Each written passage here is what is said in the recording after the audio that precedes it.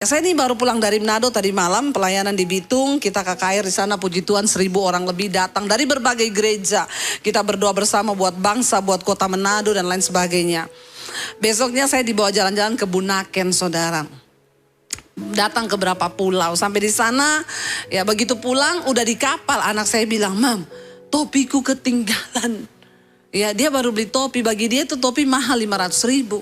Jadi dia bilang, topiku ketinggalan. Saya bilang, ini sudah di kapal, Dek.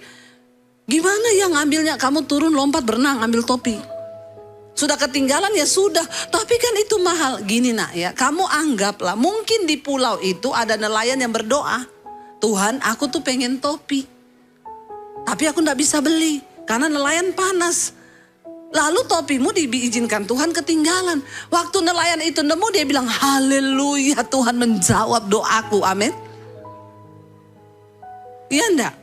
Jadi anak saya sedikit terhibur dan dia bilang, oh iya juga ya. Iya, jadi relakan saja. Karena kita percaya semua yang terjadi itu kemurahan Tuhan. Walaupun kamu rasa enggak enak, tapi mungkin itu menjadi jawaban doa bagi orang lain. Kalau hari ini saudara ditipu, ya mungkin itu kemurahan Tuhan. Bilang amin dong. Enggak ada yang mau bilang amin, ini belum mengerti, ini paradigmanya belum dirubah ya. Kita berdoa, waktu Rasul Paulus bertemu Yesus, paradigmanya dirubah. Ya, sesuatu yang tidak enak, dia bilang kebanggaanku adalah penderitaan. Ada orang saudara mau jadikan kebanggaannya penderitaan? Enggak ada kan? Kenapa Rasul Paulus begitu gila dengan berkata bahwa kebanggaanku adalah penderitaan. Terlebih suka aku menderita karena nama Kristus loh. Siapa yang mau menderita? Tapi paradigmanya dirubah. Bagi dia, dagingnya disiksa, bagi dia penderitaan itu sebuah keberhasilan dalam Tuhan. Ya, lalu ketika anak saya akhirnya hatinya jadi lega. Kenapa? Karena dia mulai memandang bahwa semua yang terjadi itu kemurahan Tuhan. Jadi anak saya tidak jadi tawar hati. Coba kalau dia gak memandang dengan cara pandangnya Tuhan, dia gak ngerti kehendak Tuhan, dia akan terus sampai di Jakarta mungkin topiku itu loh, baru aku beli, baru aku beli. Cobalah mengerti akan kehendak Tuhan. Waktu kita tahu bahwa semua yang ada di hidup kita ini kemurahan Tuhan saja, kita tidak mudah menjadi orang yang tawar hati, kecewa sama Tuhan. Kecewa sama manusia. Karena kita tahu semua yang terjadi atas hidup kita itu adalah karena kemurahan Tuhan. Enak atau tidak enak. Saudara, saya kemarin di Manado, saya ketemu dengan seorang ibu.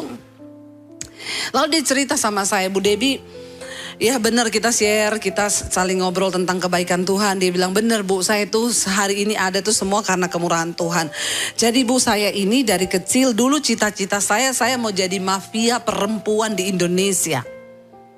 Saya bilang, hanya orang gila yang punya cita-cita begitu. Gila enggak saudara? Enggak ada lah orang mau punya cita-cita jadi mafia perempuan. Ya, dulu saya serusak-rusaknya enggak ada cita-cita di otak saya pengen jadi mafia perempuan di Indonesia. Saya bilang berarti ibu ini hidupnya pahit banget ya. Sampai punya cita-cita yang rusak seperti itu. Dia bilang, iya Bu, karena apa? Saya ini dari dalam kandungan sudah tertolak. Waktu papa saya tahu saya ini perempuan, itu dia udah benci banget. Ya malah kalau bisa jangan lahir anak ini. Dia bilang, itu anak nanti bawa sial. Jadi ketika saya lahir benar perempuan, saya diharapkan laki-laki. Tapi saya lahir perempuan. Akhirnya apa Bu? Ketika saya lahir sebagai seorang perempuan, papa saya itu bilang sama mama saya, kamu jangan kasih dia minum susu ya. Kasih dia air putih. Ya, itu anak bawa sial. Bapak Ibu jangan sampai engkau itu menolak. Mau punya anak bilang aja, terserah Tuhan. Laki-laki atau perempuan, terserah Tuhan, itu yang Tuhan tahu yang terbaik. Amin.